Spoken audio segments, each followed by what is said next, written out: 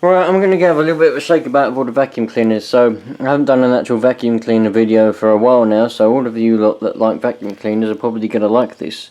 Having said that, most of the ones that subscribe to me because of the vacuum cleaners have probably unsubscribed by now, but never mind, we'll work around that another day. So I'm going to have a bit of a shake about. These are the vacuum cleaners that I currently have in the house. We've got the Kirby G4, and then we got a Kirby Heritage 1. Currently got the rug renovator stuff on the front of it. And we got the SIBO, which I have recently managed to fix, and it appears to be, fingers crossed, working reasonably well as we speak at the minute.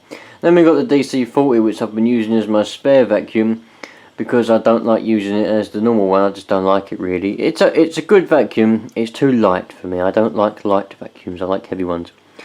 Now I would use the Heritage 1 as my daily vacuum, which I did for about a month. But the problem that I kept coming across was the hose. This hose is far too short. Look how short that is. It's stupidly short. I mean, you can't reach anything with it. You can't do anything with it.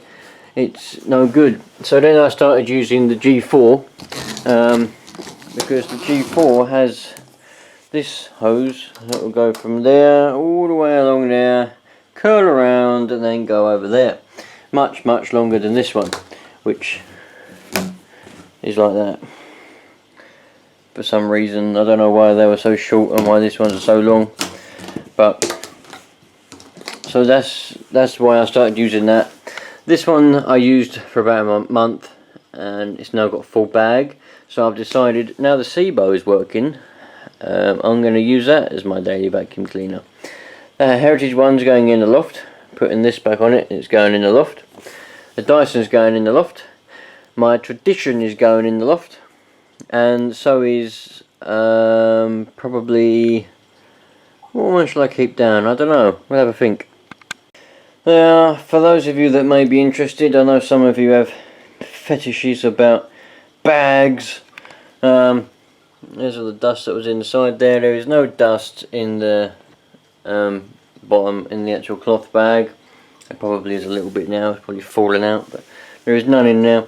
A few little freshener things, a disc and a pouch thing, and another one.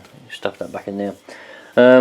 This is the bag after a month's use. Quite heavy, got a lot of stuff in there. Yeah, and yes, it's a genuine Micron Magic filtration bag, puffing out the dust as it does.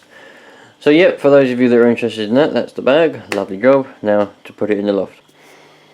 Alright, so they're all in the loft now. The only one left down is the G4 and this SIBO. So I'm going to be using this SIBO as my daily vacuum, for those of you that care. Although this hose is rather short, I've ordered a genuine extension hose for it, so that I can extend it. I've also ordered a dusting brush, a soft dusting brush, so that I'll have a dusting brush to use with it. And then pretty much after that, that's a fully working, usable vacuum cleaner after all that, after you've sorted all that stuff out. For those of you that are following and are actually interested in the problems that I've been having with this, that vibration and the noise, it still does it every now and again. But what I'd done, somebody said to me, if you're on the forums, by the way, and you would have seen my thread on the forum, so you already know. But for those of you that don't know, somebody somewhere, I can't remember who and I can't remember where it was, whether it was a comment on a video or it was a post on one of the two forum threads I'd done, I can't remember, but somebody said that the rumbling sort of sound, the vibrations and all that, is probably a belt slipping. Although I've changed the belts, the tensioners, everything, they said to me it'll be a belt slipping. If you suck up an old towel or something that will stop the brush from going round, it should shut down and the check brush light should come on.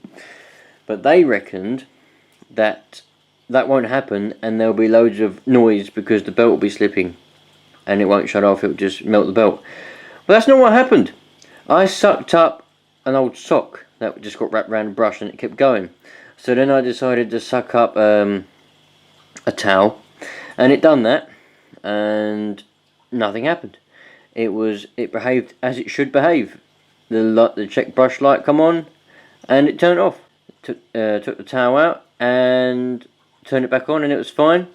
Sucked the towel back up again, and it done as it should do. And after that, the severe vibrations and wobbling sounds stopped.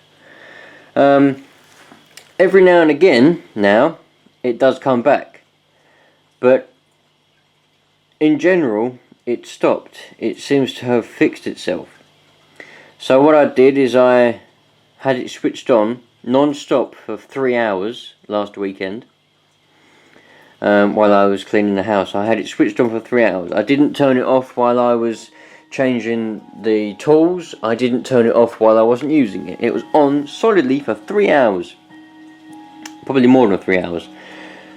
And I can tell you, it gets bloody hot, and it'll be very good for a heater in the winter. If you're using one of these in the winter, you won't need any central heating on in your house, that's for sure. I mean, it was absolutely roasting. I was sweating buckets because the whole house was roasting afterwards, the amount of heat this thing gives out. But it seems to have made it better as well. Now my logical way of thinking is, every time I've tried to fix this, I've literally turned it on for about a minute or even less, and then I've gone, oh, it's broken still, turned it off, and that's that. So I thought, well, if I can leave it on for ages and ignore all the problems, just leave it on. If it's going to self-destruct and die, let it self-destruct and die. If it ain't gonna, it might get itself better, and that's what it appears to be doing. After that 3 hours on, it seems to be alright-ish. And in between me filming the first part of this video and this bit I'm doing now, I've just cleaned the whole house again, and it's been on constantly for about an hour and 45 minutes. And I can tell you, it's absolutely roasting. Even up here is hot. Even the bag door is actually really hot. Yeah, it's absolutely roasting. But it's been on constantly. And I tell you what, apart from there appears to be a suction leak here, but I can't see any split in the hose or anything. There's definitely a leak. Oh look, got a bit of grass. That's good, isn't it? I have to re-suck that up in a minute. There's definitely a leak in there. You can hear it and you can feel it. I've tried to get rid of it. I can't. Just keeps leaking from around the top for some reason. I don't know whether that's normal on these, but it's definitely a leak. But apart from that, there's not any issues with it now. Every now and again, it'll have a little wobbly sort of noise. It sounds like a bearing when you get a bearing that's gone, and it sort of makes that noise. It does that every now and again. Then it'll go. Then it'll be fine. So, you know, it seems to be alright other than that. So, you know, my way of thinking is, if I just leave it on, teach it a lesson sort of thing, you know. So, teach it a lesson for being an idiot. So that's what I've done. And it seems to be working alright. My method seems to be working.